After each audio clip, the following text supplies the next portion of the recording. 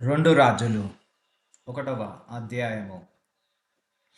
ఆహాబు మరణమైన తర్వాత మోయాబీయులు ఇజ్రాయేళ్ల వారి మీద తిరగబడిరి.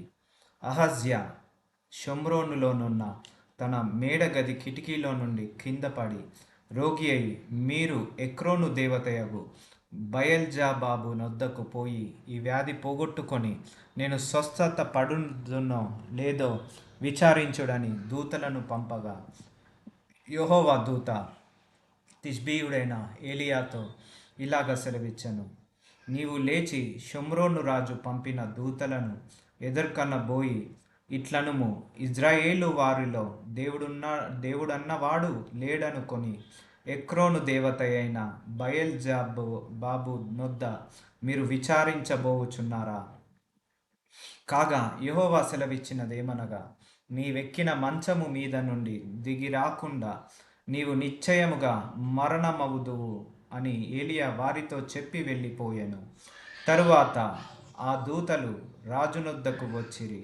మీరెందుకు తిరిగి వచ్చితిరని అతడు వారినడగగా, వారు, ఒక మనుష్యుడు మాకు ఎదురుపడి మిమ్మును పంపిన రాజునొద్దకు తిరిగిపోయి అతనికి ఈ సంగతి తెలియజేయుడి. యెహోవా సెలవిచ్చినదేమనగా, ఇజ్రాయేలీయులలో దేవుడన్నవాడు లేడనుకొని ఎక్రోను దేవతయగు బూబు నొద్ద విచారణ చేయుటకు నీవు దూతలను పంపుచున్నావే. నీవెక్కిన మంచము మీద నుండి దిగి రాకుండా నిశ్చయంగా నీవు మరణమవుదువు అని అతడు పలికెనని వారు చెప్పగా, మిమ్మును ఎదుర్కొనవచ్చి ఈ మాట చెప్పినవాడు ఎలాంటి వాడని రాజు అడిగెను. అందుకు వారు, అతడు గొంగలి ధరించుకొని నడుమునకు తోలు దట్టి కట్టుకొనిన వాడని ప్రత్యుత్తరమియ్యగా, ఆ మనుష్యుడు తిష్బీయుడైన ఏలియా అని అతడు చెప్పెను. వెంటనే రాజు 10 మందికి అధిపతి అయిన ఒకనిని వానిని 10 మందితో కూడా ఏలియా యొద్దకు పంపెను. అతడు కొండ మీద కూర్చుని యుండగా అధిపతి ఎక్కి అతని సమీపమునకు పోయి, దైవజనుడా, నీవు దిగి రావాలనని రాజు ఆజ్ఞాపించుచున్నాడనెను. అందుకు ఏలియా, నేను దేవజనుడనైతే అగ్ని ఆకాశం నుండి దిగి వచ్చి నిన్ను నీ 10 మందిని దహించును గాక అని 10 మందికి అధిపతి అయిన వానితో చెప్పగా, అగ్ని ఆకాశం నుండి దిగి వాని 10 మందిని దహించెను. మరల రాజు 10 మంది మీద అధిపతి అయిన మరి ఒకరిని వాని 10 మందితో కూడా పంపగా, వీడు వచ్చి, దైవజనుడా, త్వరగా దిగిరమ్మని రాజు ఆజ్ఞాపించుచున్నాడనెను.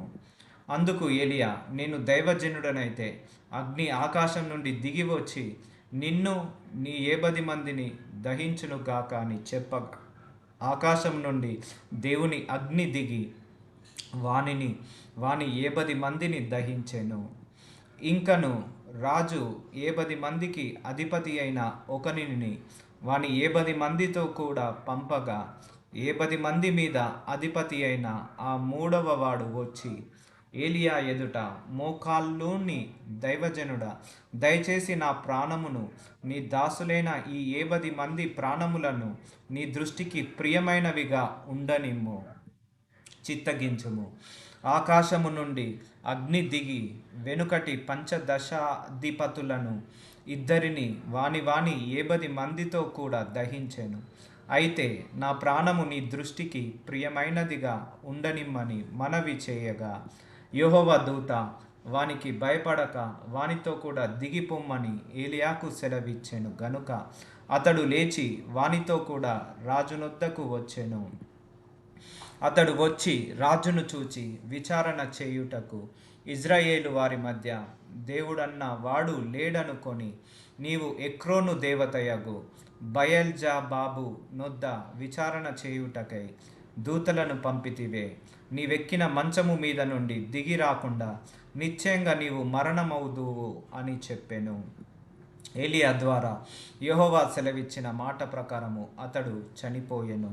అతనికి కుమారుడు లేనందున యూదా రాజైన యెహోషాపాతు కుమారుడైన యెహోరాము ఏలుబడిలో 2వ సంవత్సరమందు యెహోరాము అతనికి మారుగా రాజాయెను.